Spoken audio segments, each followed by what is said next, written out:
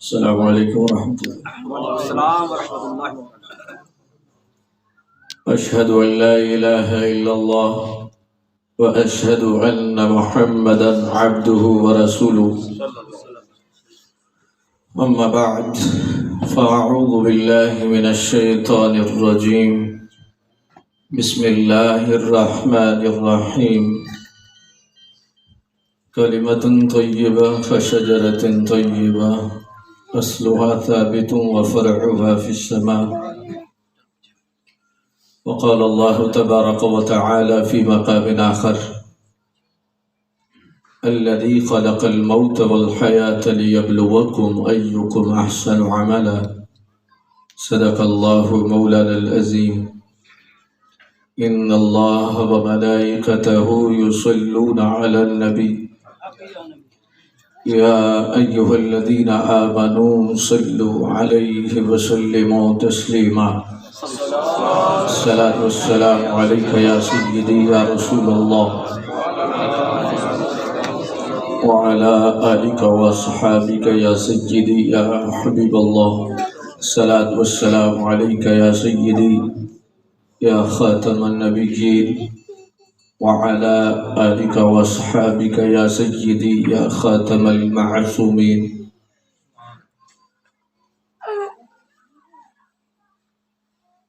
آفاق سے ہے اس کی حریفانہ کشاکش، خاکی ہے مگر خاک سے آزاد ہے مومن۔ ججتے نہیں کن شک و حمام اس کی نظر میں، جبریل و اسرافیل کا سجاد ہے مومن۔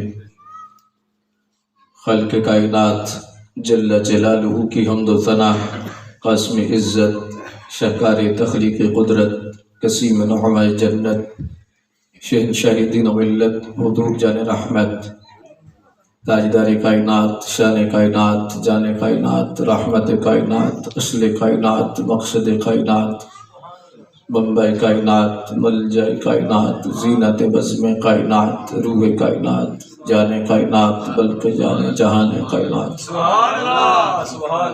صلی اللہ علیہ وآلہ وسلم کی بارگاہ مقدسہ میں درود شریف کا نذرانہ عرض کرنے کے بعد، مقتدر علماء ذی وقار، مشائخ، سادات، حاضرین، آج کا یہ خوبصورت اجتماع ایصال ثواب کے سلسلہ میں منعقد ہے۔ اللہ بابا جی کے درجات بلند فرمائے، ان کی بخشش و مغفرت فرمائے۔ محترم المقام جناب محمد رشید صاحب، محترم جناب محمد مجید صاحب، محمد صدیق صاحب، اور قبلہ علامہ شفیق الرحمن صاحب مجددی، اور محترم جناب محمد رفیق صاحب زیدہ شرفہ، اللہ ان برادران کو، خاندان کو صبر جمیل عطا فرما دے، اور مرحومین کے درجات بلند فرما دے، ان کی والدہ صاحبہ مرحومہ کے اور والد محترم کے درجات اور بلند فرما دے۔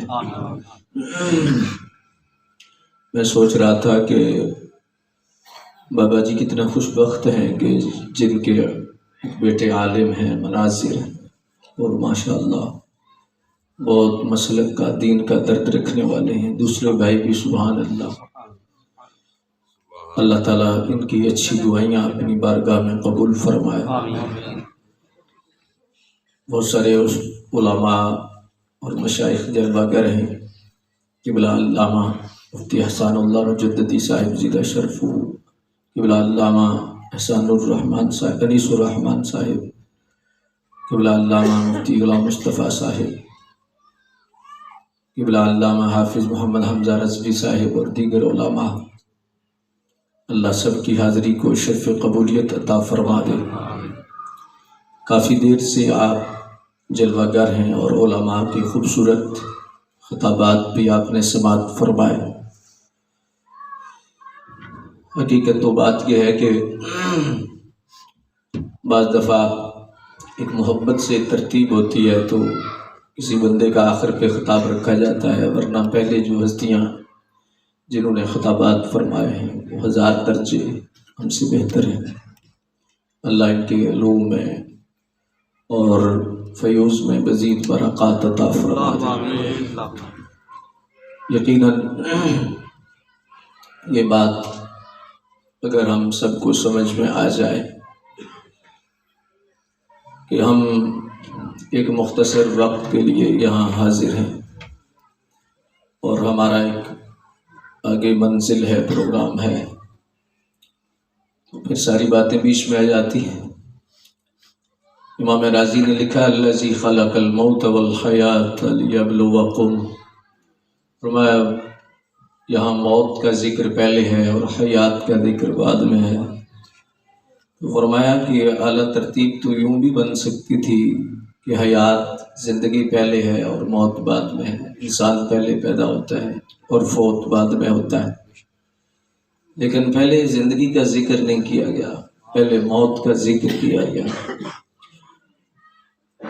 آپ فرماتے ہیں اصل میں مسئلہ یہ ہے کہ جس کو تم زندگی سمجھے ہو وہ یہ نہیں، اللہ کے نزدیک حیات ہے ہی وہ جو مرنے کے بعد ایک آزمائش ہے اور ایک ہم سفر پہ ہیں، اور جس کا جتنا قیام اللہ نے لکھا ہے اتنا اس نے قیام کرنا ہے. مولانا روم نے لکھا ہے کہ ہماری دنیا کی مثال اس انڈے میں بچے کی طرح ہے جو 5-7 دن زندہ رہتا ہے لیکن سب کچھ اسی کو سمجھتا ہے، کہتا ہے یہی زندگی ہے اور یہی دنیا ہے. لیکن جب پردہ پھٹتا ہے، بچہ باہر نکل کے دیکھتا ہے کہ اتنی بڑی دنیا ہے تو وہ سمجھتا ہے میں تو بھول گیا، حقیقی دنیا تو یہ تھی، حقیقی زندگی تو یہ تھی. مولانا روم فرماتے ہیں کہ انسان بھی دنیا کے انڈے میں کہتا ہے یہ سب کچھ ہے، یہی ہے، یہی ہے، یہی ہے، لیکن جب پردہ پھٹتا ہے اسرائیل ٹھوکر لگاتے ہیں تو پھر دیکھتا اچھا اصل زندگی تو وہ تھی، حقیقت تو وہ تھی. اللہ اکبر. تو اس لحاظ سے یہ جو پروگرام ہوتے ہیں یہ بہت ساری جہتیں رکھتے ہیں. ایک تو تفکر، تدبر، فکر آخرت، قرآن و حدیث کے پیغام پہنچانے کا ذریعہ، پھر جانے والوں کے لیے بخشش و مغفرت، پھر آنے والوں کے لیے خزانے. یہ بہت اہمیت کے حامل یہ پروگرام ہوتے ہیں، اور خوش بخت ہیں وہ لوگ جن کے دلوں پہ دستک ہو جاتی ہے اور ان کے دلوں کا رخ بدل جاتا ہے اور اللہ تبارک و تعالیٰ انہیں سمجھ فکر عطا فرما دیتا ہے. اللہ اکبر. تو اصل میں یہ ہے کہ حقیقی بات ہے کہ کوئی بھی کسی پر جتنا بھی فضل ہو یا کسی کے پاس ہنر ہو، کوئی نیک ہو، کوئی کتنا بھی اعلیٰ ہو، ہمارے شیخ فرمایا کرتے تھے اصل میں یہ ہے کہ جب بھی تمہارے پاس کوئی دولت آئے تو تم اس بات کو ذہن میں رکھو کہ یہ کسی کی طرف سے ہے اور تم پر کسی کے وسیلے سے فضل ہو رہا ہے، کسی کی وجہ سے مہربانی ہو رہی ہے. کیونکہ پھر اگر بندہ اس سوچ کو بھول جائے تو پھر کچھ ایسے رخ پیدا ہو جاتے ہیں جس میں تکبر آ جاتا ہے، اور انسان کا وہ زوال کا پہلا دن ہوتا ہے جب اس کی ذہن میں یہ چیز آ جاتی ہے کہ میں کچھ ہوں اور میرے اندر کچھ ہے. تو یہ اس کی اب پیچھے والے قدم اور ریورس گیئر اس کا لگ جاتا ہے. تو ہمارے حضرت فرمایا کرتے تھے کہ جب تم کوئی بھی نیکی کرو تو یہ سمجھو کہ محض رب کا فضل ہے، محض اللہ کا کرم ہے. تو مولانا روم فرماتے ہیں ویسے بھی رب کی یاد بندے کو جب آتی ہے یہ بعد میں آتی ہے، پہلے رب کے فضل کا دروازہ کھلتا ہے، پہلے رب کی مہربانی کا دروازہ کھلتا ہے. مولانا روم فرماتے ہیں 70 سال سے مائی اللہ کا ذکر کر رہی تھی، 70 سال شیطان آ گیا. تو جب شیطان آتا ہے تو کہتا ہے مائی صاحبہ آپ کتنا عرصہ ہو گیا اللہ کو یاد کرتی؟ کہا کہ مجھے تو 70 سال ہو گئے. اچھا اللہ نے بھی کبھی یاد کی؟ اللہ نے بھی کبھی یاد کیا ہے؟ ہمائی نے سر اٹھایا تو کہا مجھے تو شیطان لگتا ہے. اللہ اکبر. اس بات کو چھوڑیں، مجھے یہ بتائیں کہ کبھی یاد بھی اللہ نے کیا کہ نہیں؟ تو بھائی جذباتی انداز میں کہنے لگی ہے تو کہاں بھولا ہوا ہے، پہلے وہ مجھے یاد کرتا ہے اور پھر میں اسے یاد کرتا ہوں. پہلے وہ میرا نام لیتا ہے، مجھے یاد کرتا ہے. کہا کیا دلیل ہے، کیا دلیل ہے تیرے پاس؟ چرخہ کاٹ رہی تھی مائی، کہا یہ چرخہ اس کی دلیل ہے.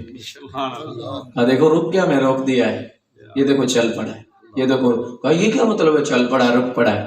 کہا چھوٹا سا چرخہ میرے چلائے بغیر نہیں چل سکتا، 70 سال سے میری زبان کسی کے ہلائے بغیر ہل رہی ہے. یہ تو کرم کی بات ہے، یہ فضل کی بات ہے. آج صراط مستقیم پر بندہ ہو نا، آج سیدھے رستے پر صحیح العقیدہ، یہ اس کا خاص کرم ہے، خاص مہربانی ہے، خاص فضل ہے. اللہ اکبر. تو تکبر سے بچنے کے لیے یہ چیز ہمیں مشائخ نے دی ہے کہ اصل میں نیکی کا تکبر بھی بڑا ہوتا ہے، علم کا تکبر ہوتا ہے، حسن کا تکبر ہوتا ہے، نسب کا تکبر ہوتا ہے. میں فلاں ہوں، میں جٹ ہوں، میں زمیندار ہوں، میں چیما ہوں، میں چٹھا ہوں، میں فلاں ہوں، میں فلاں ہوں، میں سید ہوں، میں فلاں ہوں. اصل میں کوئی سمجھے تو خطرہ نہیں، خود سمجھے تو خطرہ ہے. خطرہ ہوتا ہی پیدا اس وقت ہے جب کوئی خود کہے نا کہ میں ہوں، یہ خطرہ ہے. کوئی کتنا سمجھے خطرہ نہیں. خطرہ ہی اس وقت ہوتا ہے کہ جب بندہ خود سمجھتا ہے. اللہ اکبر. میاں صاحب پرانے دور میں بیٹھے ہوئے تھے تو اس وقت یہ بزرگ لوگ سمجھتے ہیں کہ یہ جو آگ اٹھانے کے لیے نا چمٹاج کہتے ہیں نا، اسے اچا کہتے تھے. اچا شاید آپ سمجھ جائیں یا نہیں، اچا کہتے تھے. تو میاں صاحب رحمۃ اللہ کڑی شریف والے مائی صاحبہ کے پاس بیٹھے ہوئے تھے تو آپ نے آگ اٹھائی، اس اچے کے ساتھ، چمٹے کے ساتھ نا آگ اٹھائی. تو ظاہر ہے کہ ہاتھ پکڑا جاتا ہے ایک سائڈ سے اور ایک سے آگ اٹھائی جاتی ہے. تو میاں صاحب کے آنسو نکل آئے. آپ نے فرمایا اچا نام رکھایا جس نے تے سر اگی وچ سڑیا.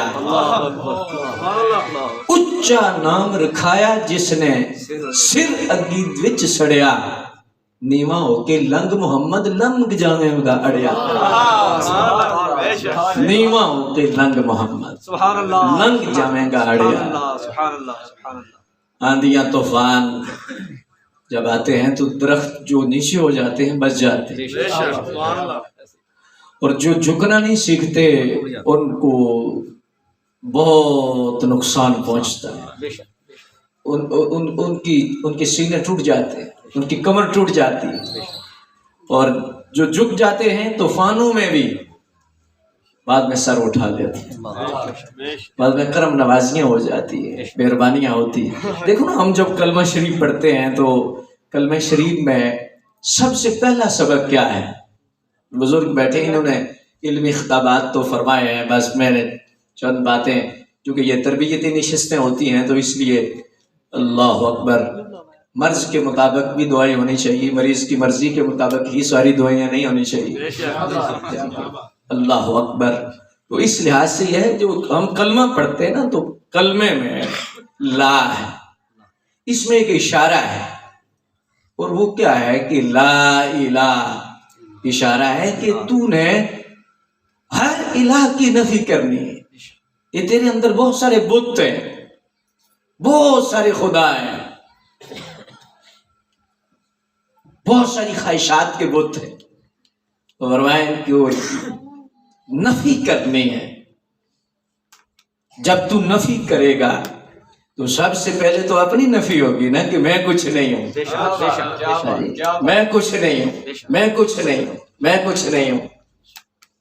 تو جب بندہ، ہمارے حضرت قبلہ جندڑوی علیہ رحمت فرمایا کرتے تھے، آپ فرماتے تھے بیٹا دیکھو مسئلہ یہ ہے کہ جب تک تم نے لا نہیں نہ سیکھا تمہیں الا اللہ نہیں آ سکتا.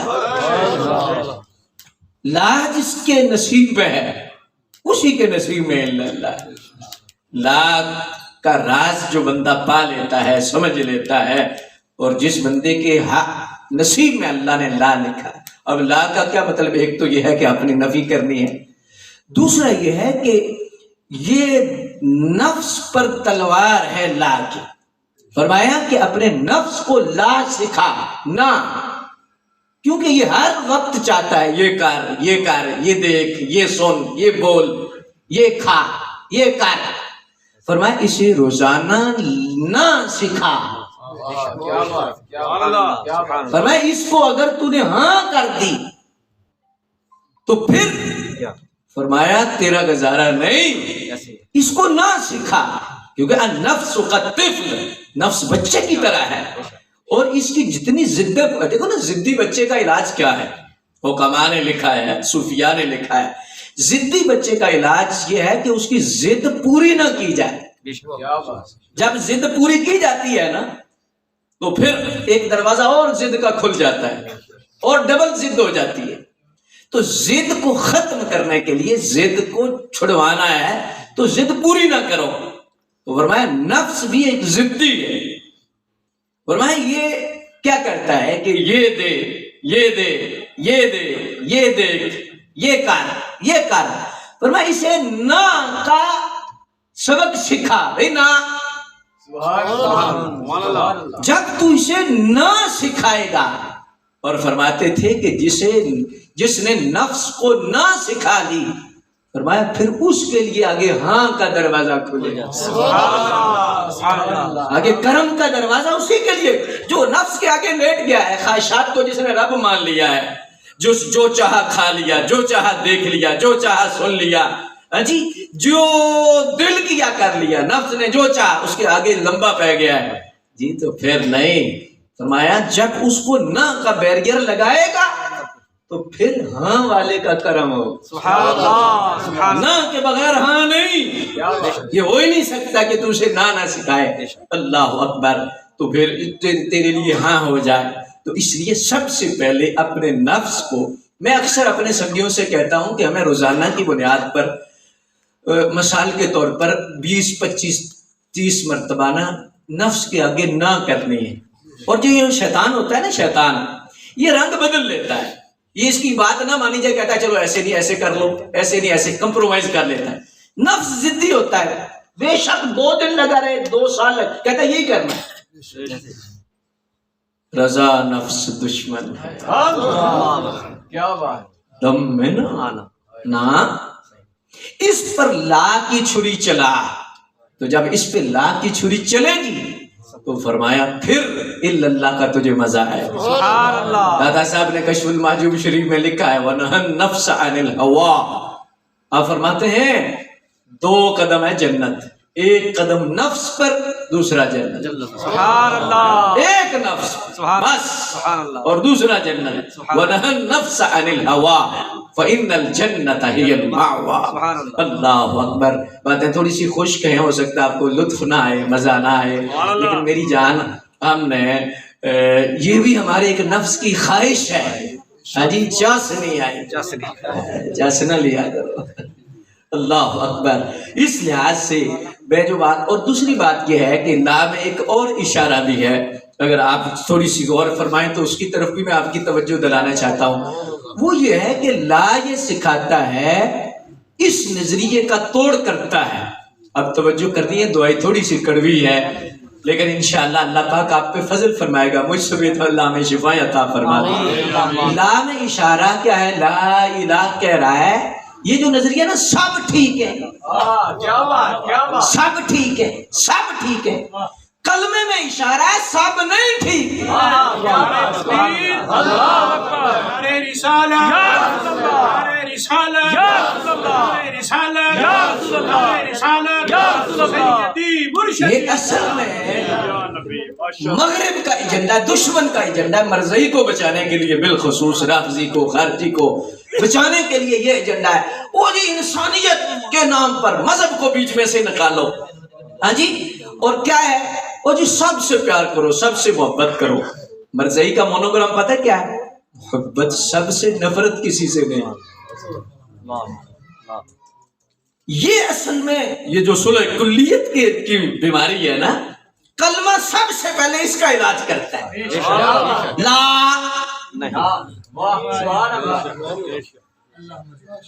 اور ایک اور جملہ بھی اگر آپ کی سمجھ شریف میں آ جائے تو میں عرض کر دیتا ہوں. اس لیے عرض کرنے لگا ہوں چونکہ آج بیماری بہت زیادہ ہے. اس طرف ابھی آپ نے کبھی توجہ فرمائی ہے؟ اے جی دل آزاری کسی کی نہیں ہونی چاہیے، دل آزاری کسی کی نہیں ہونی چاہیے.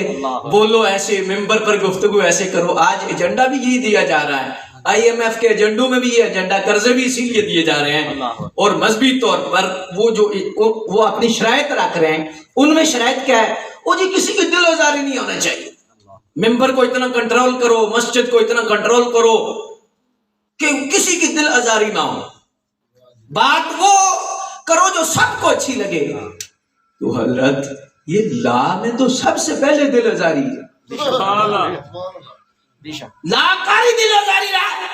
لا الہ جو جھوٹا ہے اس کی دل آزاری ہوگی. پہلے تو نے دل آزاری کرنی ہے جھوٹے کی، اور پھر تجھے دلداری. دل آزاری کے بغیر کون سا ہے؟ اللہ اکبر. حضور مجدد الافسانی پاک نے یہاں پر ایک بہت بڑی خاص بات فرمائی ہے. آپ فرماتے ہیں کہ تو سرکار سے پیار کرتا ہے نا، سرکار سے محبت کرتا ہے، تو تجھے یہ پتا کر رہا ہوں کہ مجھے رسول اللہ سے پیار کتنا ہے. میں تو آپ سب کو بہت اعلیٰ سمجھ رہا ہوں. ہاں جی، آپ مجھ سے بہت اچھے ہیں جی. مجدد پاک فرماتے ہیں کہ کوئی تجھے یہ خیال آئے کہ تو رسول اللہ سے کتنی محبت کرتا ہے، تو فرمایا کہ سوکھا علاج ہے اس کا، قسوٹی بڑی سوکھی ہے، آسان ہے. وہ کیا ہے؟ فرمایا جتنا تو نبی کے دشمن پر سخت ہے نا، جتنا تو نبی کے دشمن سے نفرت کرتا ہے، اتنا تجھے رسول اللہ سے پیار.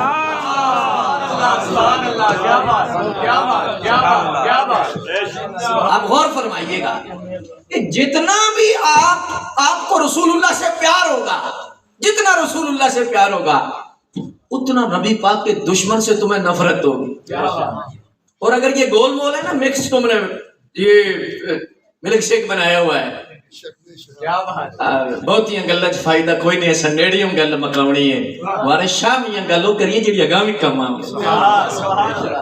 یہ اگر پروگرام ہے نا تمہارا، بس ٹھیک ہے، سارے ٹھیک ہے، سارے ٹھیک ہے. اعلیٰ حضرت رحمت اللہ تعالیٰ علیہ نے 7 نقصان لکھے ہیں صلح کلیت کے، 7 نقصان فتاوی رضویہ شریف میں لکھے اعلیٰ حضرت نے. اللہ اکبر. تو حضرات یہ بات سمجھنی چاہیے اور یہ اس بات پہ غور کرنا چاہیے کہ یہ جو ہم کلمہ پڑھتے ہیں نا، تو کلمہ اس بات کا سب سے پہلے ہمیں تقاضا کرتا ہے، سارے نہیں ٹھیک. اگر تو نے سارے کو ٹھیک ماننا ہے پھر تو مسلمان نہیں. مسلمان ہوتا ہی بندہ اس نظریے سے جب غلط کو غلط کہے، صحیح کو صحیح کہے. اب ناراض تو نہیں ہوگی جب تم نے غلط کو بھی صحیح کہنا ہے. اچھا یہ علامہ صاحب کی بلا علماء جلوہ کہہ رہے ہیں، آپ غور کریں، اگر سارے ٹھیک والا پروگرام یہی پروگرام ہوتا، کربلا کا کیا مقصد؟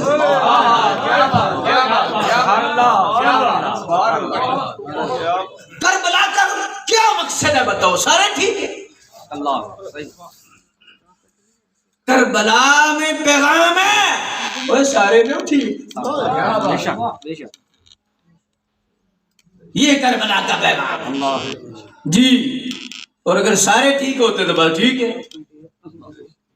اور ایک اور بات بھی محبت سے میں عرض کرنا چاہتا ہوں، اللہ آپ کا بھلا کرے اور اللہ آپ کا بیڑا پار فرما دے.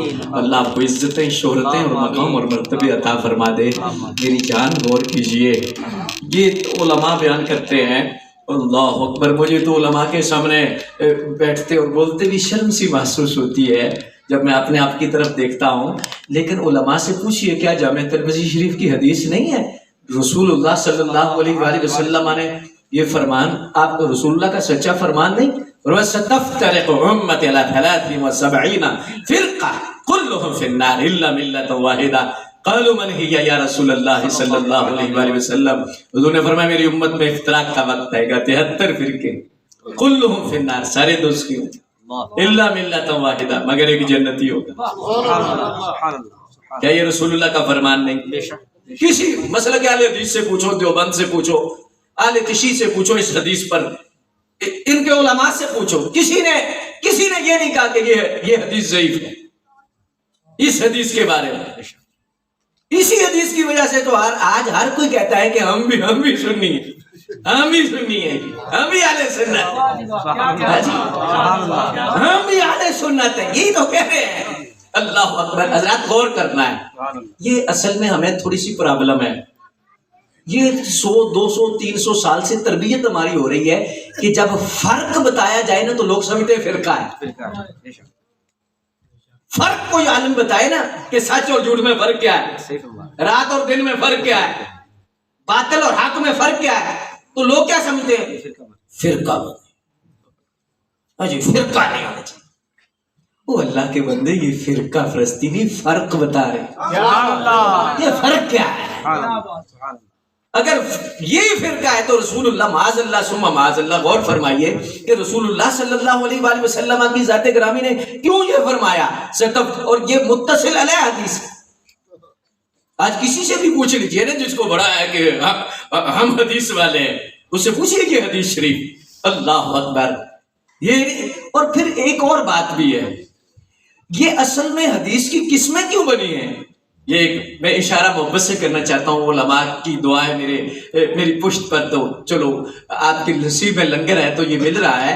میری عرض یہ ہے کہ یہ جو حدیث کی قسمیں ہیں یہ راویوں پر بحث ہے، ورنہ رسول اللہ کے کلام کو کوئی کمزور نہیں کہہ سکتا۔ رسول اللہ کے کلام کو کوئی کہے کہ یہ کمزور ہے، ضعیف ہے، کوئی کہے کمزور، یہ راویوں میں علامہ صاحب سے حضرت نے سنا، حضرت سے انہوں نے سنا، انہوں نے ان سے سنا، انہوں نے کس سے سنا، یہ جو پوری چین ہے اس پر بحث ہوگی کہ یہ کیسے ہیں، یہ کیسے ہیں، یہ کیسے ہیں، یہ کیسے ہیں۔ تو پھر حدیث کی قسمیں ہوں گی، یہ مرفوع ہے، مقطوع ہے، متصل ہے، معلق ہے، معدل ہے، منقطع ہے، منقطع بمعنی اکثر ہے، مضطرب ہے، شاذ ہے، منکر ہے، صحیح ذاتی ہے، صحیح غیری ہے، اصلی ذاتی ہے، اصلی غیری ہے، غریب ہے، عزیز ہے، مشہور ہے، متواتر ہے، قولی ہے، فعلی ہے، تقریری ہے۔ یہ حدیث کی قسمیں راویوں پر ہیں۔ اور ایک اور بات بھی میں محبت سے عرض کر دیتا ہوں، یہ وجہ کیا ہے؟ کیا جناب موسیٰ کا کلام، کیا جناب داؤد کا کلام، کیا جناب سلیمان علیہ السلام کا کلام کیا اللہ کو پسند نہیں تھا؟ بولیے، لیکن اس پر اتنا اہتمام کیوں نہیں ہوا؟ اس امت نے اہتمام کیوں نہیں کیا؟ نبی کے کلام کو سنبھالا کیوں نہیں؟ کیا وجہ تھی؟ حضرت مسئلہ پتہ کیا تھا؟ پہلوں کے کلام کو اس لیے اتنا اہتمام نہیں کیا گیا، ان کے بعد کسی نے آنا تھا، اور ان کا اہتمام اس لیے کیا گیا کہ ان کے بعد کسی نے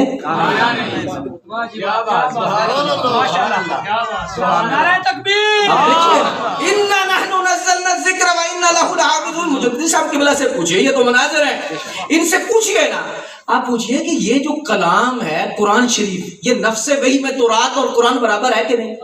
زبور اور قرآن برابر ہے کہ نہیں؟ انجیل اور قرآن برابر ہے کہ نہیں؟ لیکن انجیل کی حفاظت نہیں کی گئی، زبور کی حفاظت کا ذمہ نہیں لیا گیا، تورات کی حفاظت کا ذمہ نہیں، لیکن جب قرآن کی بات اِنَّا نَحْنُ نَزَّلْنَا الذِّكْرَ وَإِنَّا لَهُ لَحَافِظُونَ، ہم اس کی نازل کرنے والے ہیں، ہم اس کی حفاظت کرنے والے ہیں۔ سوچو وجہ کیا ہے؟ وہ بھی وہی ہے، یہ بھی وہی ہے، اس کی حفاظت کا ذمہ کیوں نہیں لیا؟ فرمایا اس لیے کہ اس کے بعد گڑبڑ ہو جائے گی تو خیر ہے، کیوں کہ ایک نے آنا ہے جو ساری گڑبڑ درست کرے گا، تو ان کی حفاظت کیوں کر رہے ہیں؟ فرمایا ان کے بعد کسی نے آنا ہی نہیں۔ تاجدار ختم نبوت زندہ باد، زندہ باد، تاجدار ختم نبوت زندہ باد، زندہ باد۔ اور ایک اور بات بھی میں محبت سے عرض کر دوں، اصل میں مسئلہ کیا ہے یہ بات بھی سمجھیے۔ اللہ اکبر۔ یہ دیکھو کسی امت کو اجماع نہیں ملا، کسی امت کو ملا ہے؟ آدم علیہ السلام سے لے کر عیسیٰ علیہ السلام تک جتنی امتیں ہیں، کسی امت کو اجماع کی دولت نہیں ملی۔ کتنے سورسز ہیں ہمارے پاس؟ قرآن، سنت، قیاس، اجماع، یہی ہے نا؟ ایسے ہی ہے۔ لیکن یہ کوئی مسئلہ اگر قرآن سے نہ ملے، یہ نہ کہ یہ نہ ہو،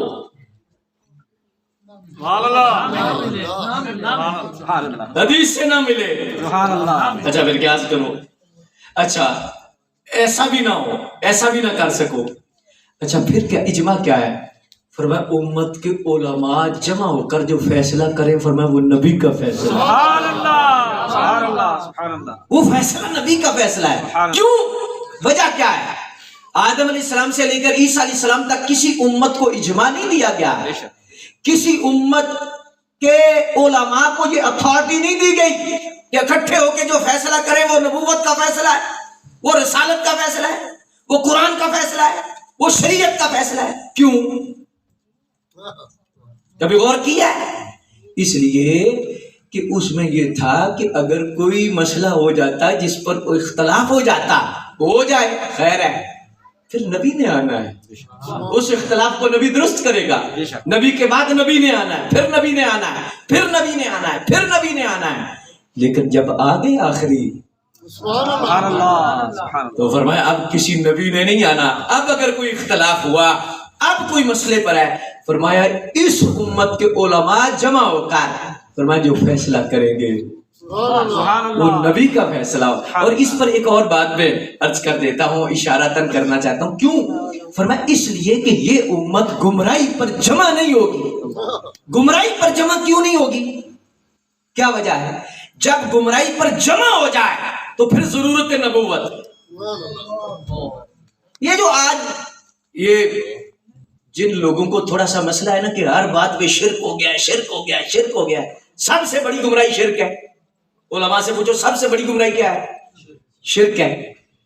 لیکن جب سب سے بڑی گمراہی شرک ہے تو شرک اتنا عام ہو گیا، کھڑے ہو گئے شرک ہے، انگوٹھے چوم لیے شرک ہے، میں اشارہ کر رہا ہوں، سلام پڑھا شرک ہے، میلاد کر لیا شرک ہے، کل ہو گیا تو شرک ہے، اچھا جی چیلم ہو گیا تو شرک ہے، اچھا ادھر بیٹھ کے دعا مانگ لیا تو شرک، اچھا مان لیا شرک ہے۔ 80% اہل سنت ہے، 80% امت گمراہ ہو گئی، گمراہی پہ جمع ہوگی معاذ اللہ۔ تو جب 80% امت گمراہی پہ جمع ہے تو دو باتیں مجھے بتاؤ کہ رسول اللہ فرماتے ہیں میری امت گمراہی پہ جمع نہیں ہوگی، ایک بات، اور دوسرے بات ہمیں یہ بتایا جائے کہ جب گمراہی پہ جمع ہو گئی ہے تو پھر اب مرضی کا معاذ اللہ نظریہ سچا ہے کہ اب ضرورت نبوت ہے، مانو نیا نبی۔ کیا بات کیا بات سبحان اللہ۔ یہ گمراہی پہ جمع نہیں ہوگی، اصل میں یہ اعلان ختم نبوت تھا۔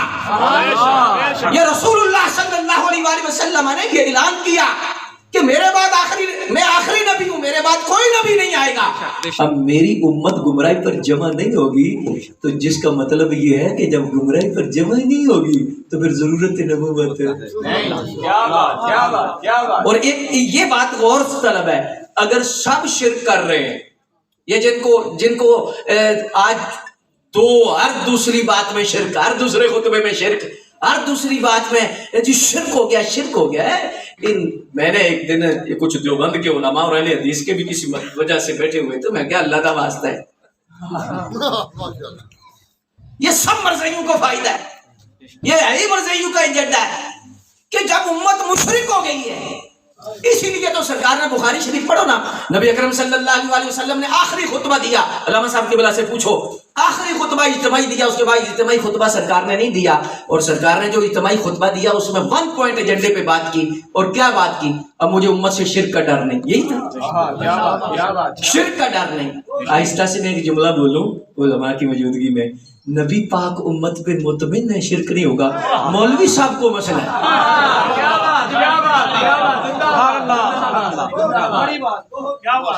حضور فرماتے ہیں شرک نہیں ہوگا۔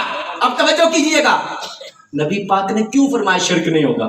اور پھر شہدائے احد کی قبروں کے پاس سرکار نے منبر لگوایا، حالانکہ حضور حکیم الامت مفتی احمد یار صاحب یہاں لکھتے ہیں، آپ فرماتے ہیں کہ ہونا تو یہ چاہیے تھا کہ سرکار کی طبیعت مبارکہ ناساز تھی، علالت تھی، تو مسجد نبوی میں اجتماع کر لیتے، 4 کلومیٹر دور آ کے شہدائے احد کی قبروں کے پاس منبر لگایا۔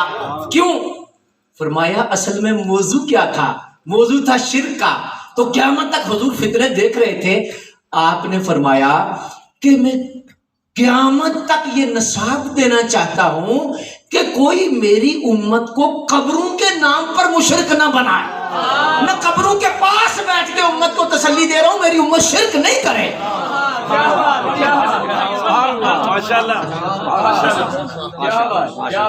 حضور نے تو قسم فرما کے فرمایا، واللہ میں ابھی اس طرف تو جا نہیں رہا، اشارہ کر رہا ہوں. تو سرکار نے قبروں کے پاس بیٹھ کے کیوں فرمایا؟ اس لیے کہ قبروں کو بہانہ بنا کے امت کو مشرک نہ بنا. اور ایک اور بات بھی یہاں پر ہے کہ شرک کب ہوتا ہے؟ کیوں سرکار نے فرمایا کہ میں شرک نہیں ہوگا؟ اس لیے کہ پہلی امتوں میں جب شرک ہوتا تھا تو پھر کیا ہوتا تھا؟ پھر نبی آ جاتا، پھر شرک ہوتا پھر نبی آتا، پھر شرک ہوتا پھر نبی آتا، پھر شرک ہوتا پھر نبی آتا. جب جانے لگے نا امت کو تسلی دی، فرمایا اب شرک نہیں ہوگا. کیوں؟ شاہ عبد العزیز دباغ یہاں لکھتے ہیں، فرمایا اشارہ یہ تھا اب شرک نہیں ہوگا. کیوں؟ فرمایا نہ قیامت تک شرک ہوگا نہ نیا نبی آئے. اور پھر ایک اور بات شاہ صاحب نے حضرت لکھی ہے، حد کر دیا لبری شریف میں. شاہ صاحب لکھتے ہیں اصل میں ایک اور بات بھی ہے، شرک اس وجہ سے بھی ہوتا ہے جب نبی کی توجہ ساری امت سے ہٹ جائے اور رب کی طرف ہو جائے، امت کی طرف توجہ نہ رہے. موسیٰ علیہ السلام 40 دن تشریف لے گئے، ساری توجہ رب کی طرف رہی، امت کو پیچھے شرک آ گیا. سرکار نے جاتے تسلی دی، فرمایا شرک نہیں ہوگا. کیوں؟ فرمایا حیاتی خیر لکم و وفاتی خیر لکم. وہ فرمایا شرک نہیں ہوگا. کیوں؟ وہ فرمایا قبر میں رہ کر بھی توجہ تمہاری طرف ہی رکھا، اس لیے فرمایا شرک نہیں ہوگا. تو اس لحاظ سے مقتدر سامعین حضرات یہ بات ذہن میں رکھیں، رسول اللہ صلی اللہ علیہ وآلہ وسلم کی ذات گرامی نے، شاید میں کلام کو تھوڑا سا لمبا کر گیا ہوں لیکن میں جو بات آپ کی طرف پیغام کی صورت میں پہنچانا چاہتا ہوں وہ یہ ہے کہ یہ جو سوچ ہے نا کہ سب ٹھیک والی، اس میں سرکار نے فرمایا ستفترق امت الی 73 فرقہ کلہم فی النار الا ملۃ واحدہ. فرمایا میری امت میں 73 فرقے ہوں گے، کلہم فی النار، سارے دوستی، الا ملۃ واحدہ، مگر ایک جنتی ہوگا. سادہ سا ترجمہ علماء سے اجازت لے کے میں عوام کے لیے کرنے لگا ہوں. رسول اللہ نے فرمایا سارے غلط ہوں گے ایک صحیح ہوگا. سبحان اللہ، یہی ہے کلہم فی النار، سارے دوستی الا ملۃ واحدہ. لیکن سرکار نے کیوں فرمایا؟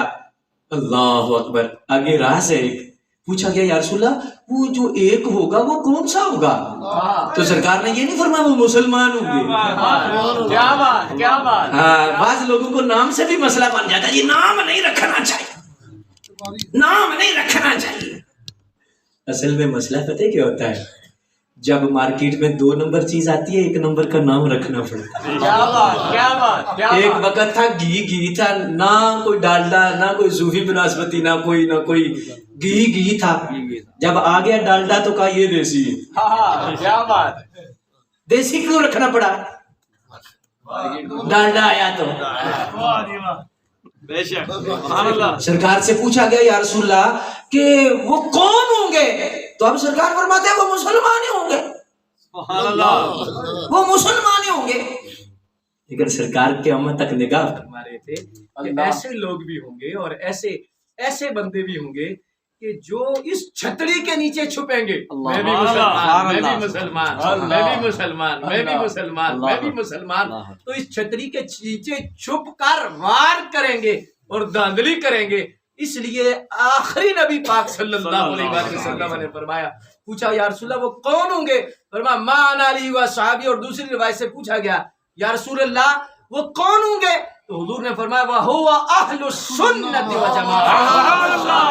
سبحان اللہ، کیا بات، سبحان اللہ. اچھا یہاں پر ایک اشارہ ہے اور پھر بات مکمل ہو گئی ہے. اللہ اکبر. اور لنگر شریف بھی تیار ہے. سبحان اللہ آپ کے لیے. اللہ پاک حاجی صاحب کے درجات بلند فرمائے. اتنی روحانیت ہے پروگرام میں اور اتنا سکون ہے اس پروگرام میں. حضرات مجھے غور سے ایک بتائیں کہ یہ مسلمان کا لفظ کافی تھا، اہل سنت کیوں کلوایا؟ کیا علت تھی؟ اہل سنت کلوانے کی وجہ کیا تھی؟ اب توجہ کرو تو پتا چلا کہ جب کوئی وجہ ہو تو پھر نام.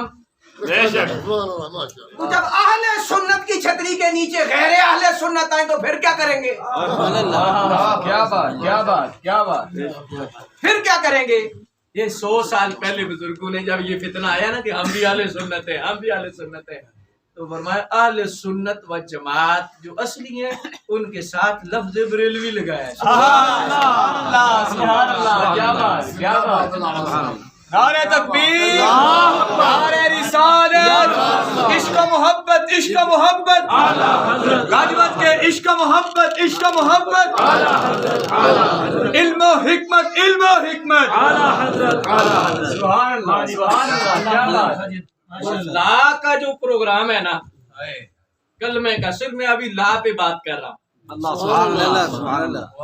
पहला जो इशारा है ला में अपनी नफी है, नफ्स के आगे ना करनी है, और दूसरा नजरियाती तौर पर ये जो प्रोग्राम है सारे ठीक है। ला सुभान अल्लाह, ठीक है। अल्लाहु अकबर। अल्लाह पाक मुझे और आपको हमेशा हक की समझने की और अमल की तौफीक अता फरमाए, और सरकार के सदके आइसाब की बख्शिश फरमाए, मग़फ़िरत फरमाए।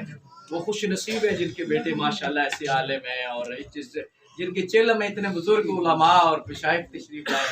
अल्लाह पाक उनके दरजात बुलंद फरमाए। व आखिर दावा